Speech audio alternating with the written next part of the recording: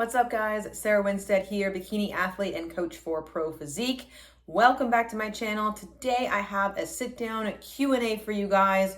I was gonna film this before we left for California, but I did not get to it because packing is a thing. So I have all the questions pulled up over here. You guys did a great job, as always, asking me questions. If I didn't answer your question, or if you want to ask me a new question, I do these Q&A videos every month or two. I like combining all these, with contest prep, improvement season, lifestyle questions, anything of the sort, nutrition, training, all those kinds of things. Just put them below in the comment section. But while you're there, hit subscribe. I always love growing my channel, reaching more people, helping more people with the content that I do put out. So let's go ahead and dive right in. We're going to kick it off with a doozy. So I'm going to get on my soapbox for this one. How do you feel about cheat meals and cheat days? So I hate the word, I hate the phrase, and I hate what it stands for. Okay, I'm not a fan. I don't use the word hate often, but I don't like them. Why? The negative connotation it creates around food, around social experiences, around just a food focus that we don't need to have. Okay, cheat sounds like, we're cheating on a test, or cheat on an exam, or cheating on your homework. It's like, it sounds bad. It sounds negative. And that's the actions we do around a cheat meal or a cheat day, we associate with negative, with being bad. And I don't support that, because that long-term creates a negative relationship with food. That creates food fears. That creates an element, oh, I can't have a donut. I can't have a slice of cake. I can't go to this restaurant because I'm going to overconsume all of these kinds of things, or anything like that as well. Or, hey, I'm going to be good all week eating salads, and then I'm going to have my cheat day where I'm going to eat rows and rows of Oreos, say fuck it. And then we're gaining and losing the same 5 or 6 pounds every single week. For what? For what? And then we're like not creating a positive relationship or a positive mindset around food, which is what we should be doing. And so I'm not a fan. I'm really not a fan of them. Because just, again, how we talk to ourselves and how the words that we use with how we talk to ourselves, how we fuel ourselves, on all those kinds of things have an impact on our outlook day to day. So if we say, I feel fat, I feel bloated and gross, and I don't deserve to wear these kinds of things, or blah, blah, blah, that's going to influence how our day goes. And then we're going to be humdrum and negative all day long, and no one wants to do that. So what do we do instead? I prefer calling those kinds of days, be it holidays, social occasions, travel, vacations, a post-show celebratory meal that you're going to be having with friends and family because you kicked ass at your show. I call them untracked meals. Why? Because we're simply not tracking them. We're simply not breaking out our phone. We're not putting into iFitnessPal or whatever fitness tracker you might be using. We're simply not tracking them. I feel like the term untracked meals, it just helps, okay? There's no negative connotation associated with that. We're just not tracking it, I'm not sitting over here cheating and being like, I'm just gonna go have this kind of stuff and then I'm gonna be good tomorrow and things like that. No, I hate the good and bad mentality, because again, then you put foods into the good or bad. I'm like, yes, donuts versus maybe having a salad. Okay, I'm on those kinds of two kicks. Yes, one is more nutrient dense than the other, but food is food. Food is fuel. Okay, food is fun. Okay, and it shouldn't be black or white. It really shouldn't. And this is some of the things that I help my clients disconnect from a little bit too, because if you're living for those cheat days, for those cheat meals, and you're just crying over to your tilapia and asparagus that way you could have the pint and a half of ice cream, and then how do you feel the next day? You probably feel like dog shit. Honestly, you probably feel like shit the next day. What for? And then you feel guilty, and then you get back on this negative cycle over and over and over again. I want to be like Daenerys Targaryen. I want to break this fucking wheel because it needs to be broken. Why not instead occasionally have an untracked meal? Don't put it in your fitness tracker, and use some common sense. Don't be a jerk to yourself. Don't eat like an asshole. Don't be a trash panda. You can have something, but then maybe have some discipline around it of being like, okay, I'm going to have, half a crumble cookie, okay? Or the whole crumble cookie, but I'm not going to have the 4-pack like I've done in the past. That's an improvement. That's a win that I love to celebrate with my clients in their check-ins. When we make those small changes over time and have a little bit of discipline, but start to change those thinkings of being like, yes, I can have whatever I want to every single day. We live, I track macros, okay? I can fit in anything that I want to. Pop-Tarts, donuts, it doesn't matter. But then I still want to have 89% of my day be those nutrient-dense foods. But then I have some of those fun foods in there too. You guys have seen my Cinnamon Toast Crunchies. You guys have seen my date nights, my desserts, the wonderful things that I choose to indulge in. But I don't look at those foods as bad. I don't look at myself as being bad. And it's taken me a long time to get over this mindset and to improve my relationship with food. And it's taken me a lot of time falling on my damn face and eating like a jerk to get over that, okay? Sometimes that's the only way that we do learn, which is why we have the weekly check-ins with my clients as far as like, hey, how did it go? We just had July 4th. I had a lot of check-ins being like, you know what? I did great on July 4th. In the past, I would have had, all the hamburgers, hot dog, potato salad, pasta, macaroni and cheese. And then I would have had all like the angel food cakes and all those kinds of things in the past. I had some of that, but I didn't have all of it. And I actually felt good the next day, and I wasn't a jerk to myself. And I'm like, great. Other check-ins could have been, yeah, I was a jerk to myself. I overate and I felt like shit, but I learned from those experiences of being like, yeah, maybe a little bit less on the mac and cheese next time. Not the whole plate of mac and cheese, maybe a third of your plate mac and cheese. That's why I say breaking up your plate in thirds, third protein, third something colorful, and a third of your plate, whatever the fuck you want. That works. Why? Because it's sustainable. It is a sustainable habit and a routine that we can get into over time, that we continue to learn from every time we're social and every time we do have an untracked meal. There are some untracked meals that I have now where I'm just like, oh, okay, I might have overdid it a little bit with the sushi last night. I love sushi. But maybe I go one less roll the next time. Great. I still have the roll. I still get to indulge it and still satisfy the craving and enjoy the funness of the food and make some memories and things like that. But maybe we just tweak things a little bit too. That's why I like untracked meals as a phrase and as a mentality and as a mindset improvement over cheat meals, cheat days, and things like that as well. So that's my soapbox. I know that was a very long soapbox, but I've been asked it a lot. and I just wanted to kind of get that out there as far as like my thoughts and my opinions on it and what works for me and also what I've seen work well for my clients and how we improve the relationship with food over time. It's not about being black or white, good or bad, all in and all out. That does also create that all in, all out mentality too. If we are just all in for those days, if you are all in for those days and living for those cheat meals and cheat days, try this. Try having a Ghirardelli chocolate on a Tuesday. Just because you can fit it into your macros, you can plan for it, you can track it, but fit it in there. Because it helps prove to you that number one, you can have discipline to have just one piece. Number two, you can fit it in on a random Tuesday and not just save it all and blow it all on the weekends. But you can kind of rein those kind of weekends in a little bit too, have a little more discipline, but then apply some of those foods during the week. Sprinkle them in, half the Halo Top pint instead of the whole thing. Split it up between a few days, third. Great. Still the same number of calories. You're still going to be having a pint of it, but it might be easier to fit into your numbers. It may not be as much of an event, which there might be, again, more stress and more anxiety and more guilt and shame afterwards associated with having the whole thing at once versus like, oh, I can have this. Yes, you can have whatever you want. It's about what your goals are. It's about how you talk to yourself, and it's about improving your relationship with food. So off soapbox. All right. Chronic soreness and overtraining. How to deal with it. Okay. Couple of things this could be related to, okay? Are we training too much? Are we training 7 days a week? I used to be that person. Team no rest day used to be that back in the, 2010s.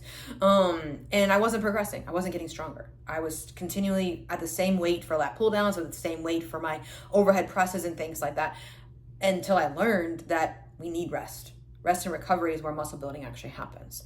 And so it may mean that we're training too much. It may mean that we need a deload.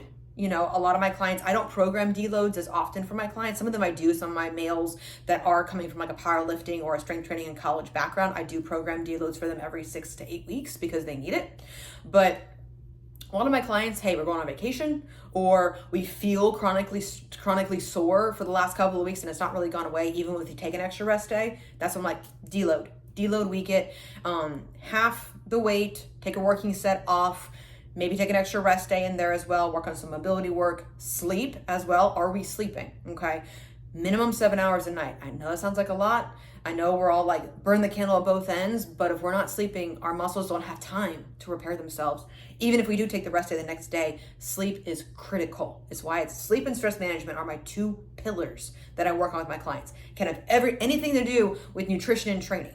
If sleep and stress are not managed and managed well enough, then we aren't going to make any progress. Fat loss, muscle building, maintenance, it doesn't matter. So, maybe try 4 days a week if you're training 5 days a week. Maybe split it upper, lower, take out the 5th day for a cycle, for like a 8 to 12 week cycle. See how that goes. Maybe investing in some recovery techniques. Like I said, mobility work is great. Maybe yoga. You can do like massage therapy. You could do a chiropractor. You could do a physical therapist, something like that to help the recovery there too. I've done dry needling. I've done cupping. Those kind of things can help with the soreness too. But also it's like, how much are we doing? Are we overtraining during our sessions? How many exercises are we doing per session? Are we doing 15 exercises in one session? 4 sets of each. And we're in the gym for 2 hours a day. Like, that's a lot. I mainly program 7 exercises. That's a long session for my clients.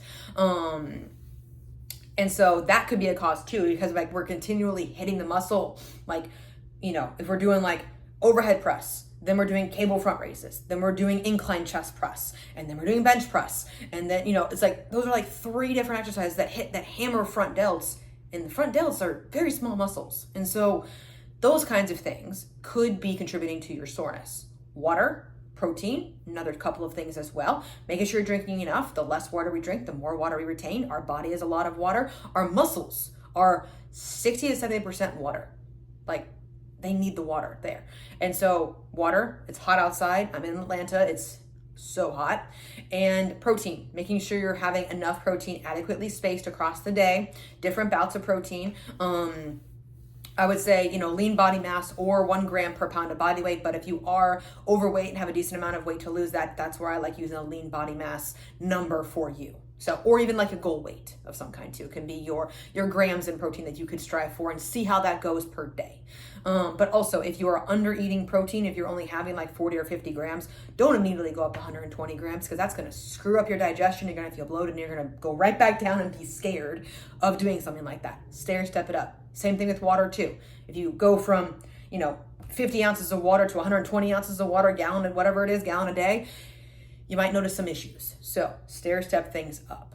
Stop being so drastic. So yes, carbohydrate timing can also help with recovery and energy as well in the gym. So there's a lot of different factors that could be, the chronic soreness, the overtraining, but to evaluate these like low hanging fruit pieces first, and then you can kind of see what you can do with that. Great question. Weight fluctuations when weighing daily. Why? Why does the scale go up and down every single day? Because it's supposed to. And mostly it's a water fluctuation up and down every single day. Could be sodium as well. And it could be based upon 15,000 different factors. And I'll go over a few of the high ranking ones for myself and for my clients. Number 1 is training. Okay. Did we have a heavy leg day the day prior? We weigh in the next morning. Why? We're sore, we're inflamed, we're tight, all those kinds of things. The muscle inflames. It gets a little bit bigger. It retains some water. That could be a fluctuation on the scale. For my ladies, ovulation in your cycle, we know that happens easily 2 pounds, if not more, depending upon how bad your cycle could be for that month. Even ovulation too could also precipitate a scale fluctuation there too. The weight is not supposed to be exact same every single day. If you go into, if looking at your weight across like on a graph, like on a line graph, it's going to do this every single day. Mine does the same thing. I'm easily a pound up, pound down, pound up, pound down, pound up. 2 pounds, down 2 pounds. When I'm in a maintenance phase, it does that every single day. That's why I take the weekly average of those kinds of things when we're looking at maintenance, fat loss, muscle building, and things like that. Excuse me, my guys could fluctuate 4 to 5 pounds each and every day. Girls, think about how much that would mess with your brain. So, other things could be meal timing, digestion. Did we poop today? That's weight. Thank you. And did we meal timing? Did we have a later last meal that could be still be sitting in our digestive tract to where we didn't poop today? Did we have a meal out? Sodium, it's a real thing. You go to Chipotle, it's about a day's worth of sodium. I love it. But it's going to cause a fluctuation on the scale. You know, we have Game of Thrones nights now that House of the Dragon is back. And so we don't eat until about 8-ish p.m., maybe later on those Sunday nights. And so I know without a doubt my weight's going to be up in the Monday morning because I don't normally eat that late. I eat my last meal usually around 6 p.m. or so, settle down with my smoothie, and then go to bed. And so I know it's going to be up. So meal timing, that matters. Food, like I said, food choices matter as well. So if you change out some of the foods, high sodium, low sodium, those things like that can also contribute to it. How'd you sleep? How's your stress? Like I said, 2 pillars.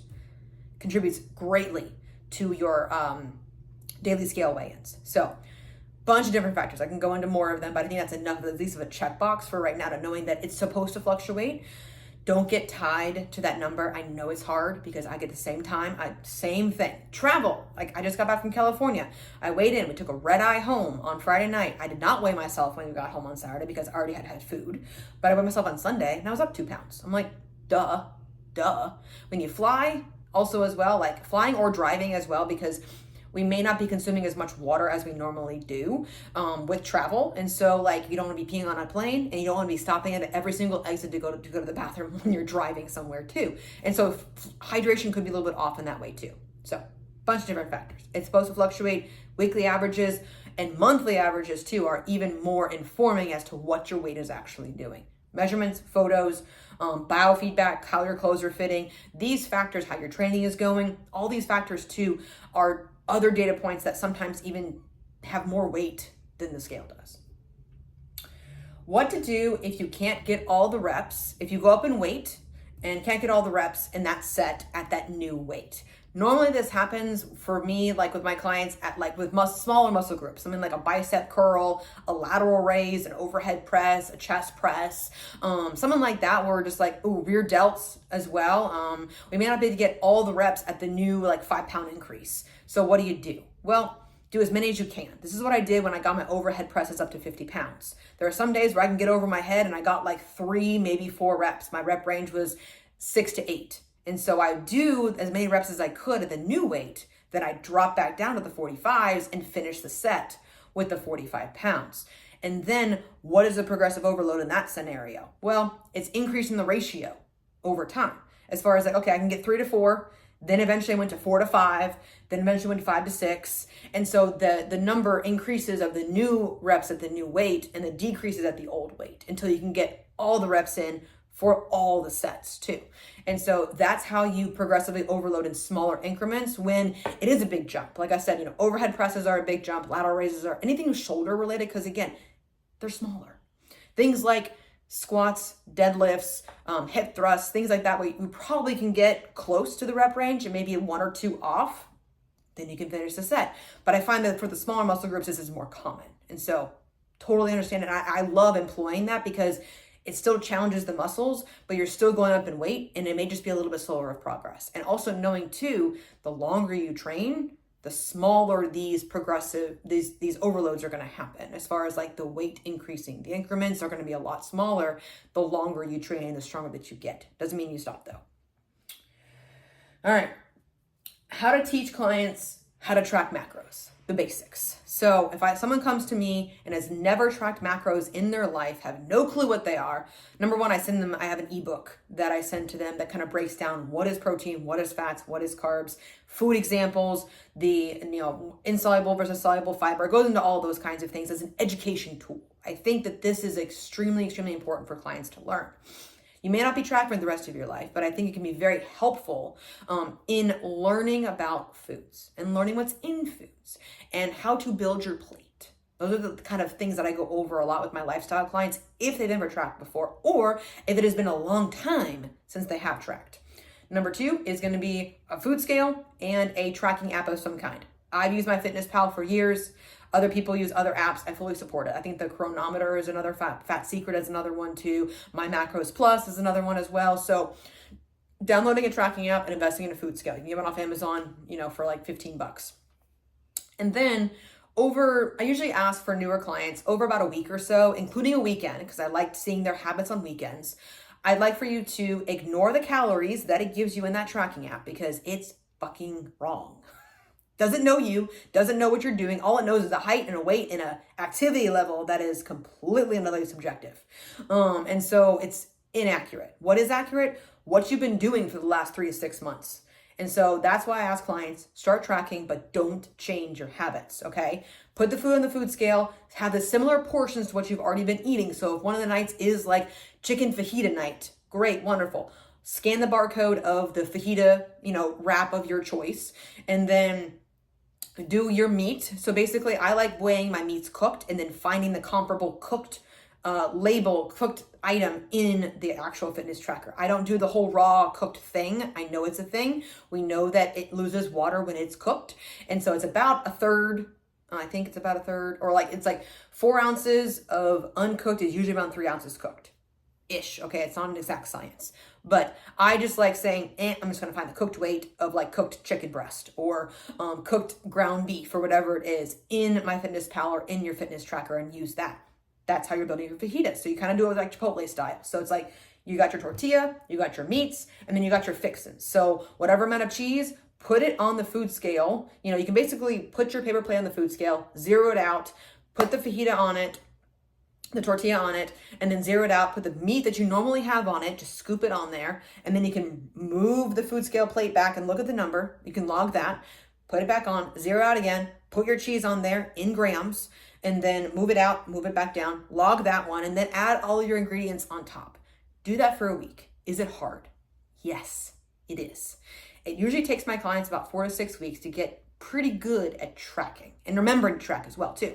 But just starting, okay? But also in that first week, there is a reason why I ask for like 7 days, because normally I'll probably get 4 days worth of data. 4 to 5 is usually the average. I don't expect perfection in week 1. Certainly not when you're learning how to track.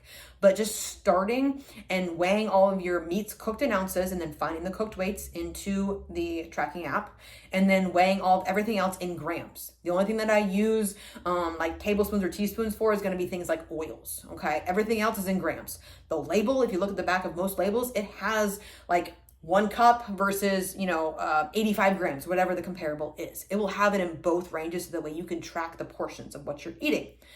Then you get back into your tracker, you put it all in, and then we look at it as far as like, hey, where are we? And usually the calories every single day, it's like a heartbeat. It's up and down every single day, which is why most of my clients, the first goal is consistency, because your body loves consistency. So, and the weekends as well, you can loosely track. I know I've talked about like untracked meals. Loosely tracking is kind of a mixture between both, where you're not bringing your food scale, but you're eyeballing portion sizes. That's what I recommend people do when they go to restaurants. And so there are a lot of restaurants in the fitness tracking apps. Personally, I've used things like On the Border for Mexican restaurants. I've used Olive Garden for Italian food. I've used Taco Mac for American food. I've used, I think Bahama Breeze is in there as well. There's a bunch of different apps in there. Chick-fil-A, obviously, that's pretty accurate because they give you the nuggets and things like that. But that can be loosely tracked to where it can get you close. So for me, whenever I go out to a steakhouse with my husband Daniel for a date night, I get a filet. It may not be a Longhorn Steakhouse, maybe a boutique one, but I'm going to track it, loosely track it as a Longhorn Steakhouse filet because it's going to be close. That's why I say loosely tracking.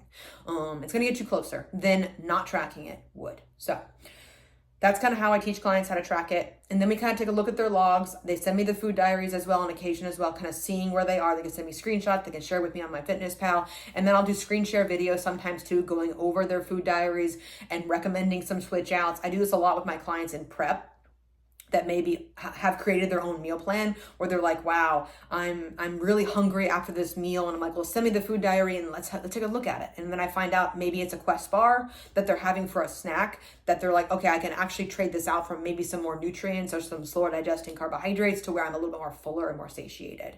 That's where that kind of comes into play. So getting started, not expecting perfection, getting in there, not changing your habits, because a lot of my clients, once they realize how much they're actually eating, they're just like, oh, okay. And that's cool because I reframe that as a learning experience. That's why you hire me. That's what I want to help you with, is go through those kinds of things. All right, last 2 questions. Number one, traveling tips while in prep. So I have a YouTube video that was done February of last year. Well, I'll scroll back. If I remember, I'll link it down below. Is our Command the Stage client event from 2 years ago, where I was 8 weeks out from my show. I flew down to Tampa, and I went to Target, and then I kind of show you guys how I did this, because 8 weeks out, I was eating all of my food. I was on a diet break, yes, but I still ate all of my own food, because being that close to show, I really wanted to make sure that I was still present, but I also had all my shit done. So a couple of things: finding comparable foods. Now, I usually would do like bowls, big ass bowls in prep. You can definitely check out all my prep videos to see those kinds of bowls, but I went to Target after we landed, and I stocked up on, they have great shredded chicken at Target. I knew that we had a refrigerator and a microwave, so I knew I could get like fridge stuff. So I got that. I got some frozen vegetables. I got some like tortillas, I think. I got like some green beans, lettuce. I got like pre-chopped like salad lettuce too. Honey mustard was one of my staples on my salads and stuff like that. Got some rice cakes and some easy things that I knew I could track that fit into my numbers and that I could take back to the hotel that I could still microwave and keep cold. Deli meat, another great thing as well. You can also, if you are traveling to a show and flying, you can bring frozen food in your checked bag with an ice pack. It will stay cold. The ice pack may melt. Obviously, put a bag around it, keep it all safe, put it into a separate cooler inside your checked bag, but you can bring your prepped food with you on the plane in your checked bag if it is a liquid thing. But also, I have traveled, and I think I did show this in my Command the Stage thing. I brought my food through TSA in my carry-on bag for the meal before the plane. You can freeze things. I froze my salad dressing that I got from Chick-fil-A. It was a packet. Really good idea. I froze that, so it got through TSA because it was liquid. And then by the time I sat down to eat it, it was mostly defrosted. I used my hands to warm it up. I think I froze my mashed avocado cup, and I froze my nut butters, because they will take your nut butters from you. They will. It's a gel. They consider that a gel. So, not sure if that's changed, but I don't think it has. So yes, you can definitely do that on prep. You can also, I did buy gallon bags to kind of make my food a big ass bowl, put it into the gallon bag and bring it to the restaurant where we were eating. And then I just grabbed a normal plate, dumped it on there and ate it. You kind of have to let go of some things in prep, as far as like your food may not be the most glamorous, especially when you travel. Like literally it was like chicken, honey mustard, green beans, romaine lettuce. And then I think I had a side of rice cakes, because again, it's easy to travel with that kind of stuff. Find a local gym, have a gym venture, or find one that is associated with where you have a membership to. I'm a member of like Crunch and Work Out Anytime. So sometimes if I travel, like went to California, there was one in Burbank I could go use. Get your cardio done and get your training done. If your travel is immovable and too close to the show, I would say within 5 weeks, it's kind of hinky, especially if we are trying to push going into the show. You may want to consider pushing the show back. If you have less control over that travel, if it's like a work thing where they have buffets and nightly dinners, you can definitely do a diet break. But if we're doing a diet break 3 weeks out from a show and we're trying to push into a show, it's just like, it may not be the most realistic for us. And having that conversation with your coach is very good. And then just evaluating those kind of things. We need to push the show back. It's never a bad thing to push a show a little bit further back to allow yourself to have less stress on that travel. Because again, stress and sleep, 2 things. Last question. I kind of touched on this a little bit. Meal plans versus macros. What are my thoughts? I personally prefer macros because, as I mentioned before, in like teaching clients how to track macros, I love learning and I love helping my clients learn about foods and empowering them with this kind of knowledge. That way, when they do fly free from me, which I want them to do at some point, they have the knowledge, they have the habits, they know when they, go to the grocery store, they know how to shop for themselves. They know how to plan their day. They know how to build their plate that's going to fuel them and help them towards their goals.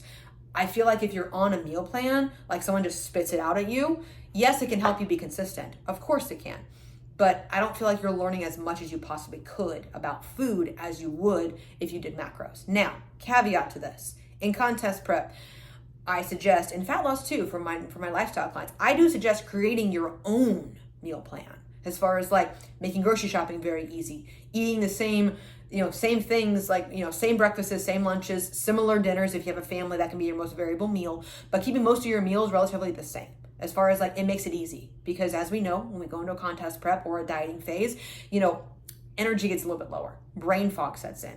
We might be hangry, all those kinds of things. But it also helps with planning ahead, putting the stuff in the night before into your tracking app, going to the grocery store and buying the same darn things every single week, and then changing things out when you want to based upon like, hey, it's berry season. So, I'm eating a lot of strawberries right now. Stuff like that can be helpful to create your own meal plan for yourself based upon foods that you like and not someone saying you have to eat tilapia and asparagus, because I've done that. It's not very fun. I personally have no problem with those foods and people eating those foods. They're just not for me. You've seen my bowl. I love my lean ground beef and my avocado with some romaine and some stir-fried zucchini. That was like my nice, I probably will come back next year, in my leanest days of contest prep. That was like my low days. But it made it very easy to buy for myself when knowing that I created my own meal plan. But again, if the grocery store is out of something, then you can just switch things out. So if they were out of green beans, then they're never out of green beans. But if they were, I know I could do something with like carrots or squashes or some different things. I could actually sub that out versus if I was on a meal plan and it has said, 3 ounces of asparagus, and I go to the grocery store and they're out of asparagus, and I'm just like, well, what the fuck do I do? Then you may be more likely to go off plan and off the rails for that because you don't know, you don't have the experience, you don't have the knowledge to be able to switch things out. So, yeah, that takes care of everything, guys. That was some great questions, good variety, I think, this time around. So thank you to everyone that did ask some questions. If I missed something, comment below. If you have other questions and follow-up stuff, comment below. I love doing these kinds of things, more of a long format sit down chat with you guys to hopefully, get some nuggets out of this, learn a couple of things out of this, add on to what you guys are already doing. And so yes, like, comment, subscribe, all the things. If you have ideas for future videos of topics you want me to cover, please do comment below as well, and I will catch you guys in the next video.